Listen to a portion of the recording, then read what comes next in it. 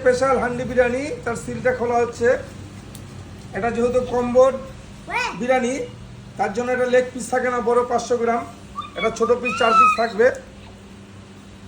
এই উঠছে দেখুন, বিরিয়ানিটা উঠে গেল। এই নানটাও খুব সুস্বাদু খেতে, সাধারণ মানে আমি আমার ছেলেকে খাওয়াচ্ছি, মানে এত নরম, অসাধারণ অসাধারণ। আর একটা জিনিস আমি মেনশন করব, সেটা হচ্ছে গ্রিন চাটনি। আমরা সোদপুরে থাকি, আমরা গ্রিন চাটনি খেয়েছি অনেক জায়গায়, এটা বুঝতেই পারছো।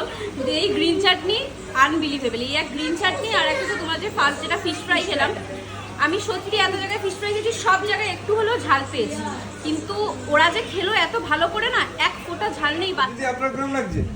মানে টোটাল যে খাবারটা, ফিশ ফ্রাইটা নিয়ে তো কোনো কথা হবে না, স্পেশালি চিকেনটা অসম। খাবারের কোয়ালিটি যত ভালো, তোমার বিহেভিয়ার তার থেকে 3 গুণ বেশি ভালো।